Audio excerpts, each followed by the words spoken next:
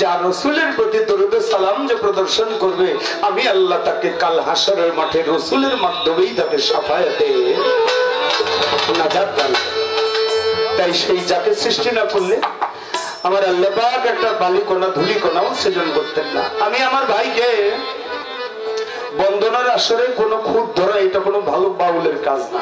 তারপরও কিছু ধরে, আমিও ধরি, কিন্তু আমি ধরবো না।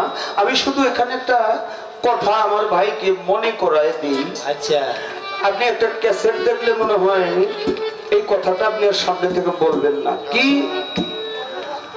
ভুল হয় না, শয়তানের ভুল হয়, মানুষ মাত্রই ভুল।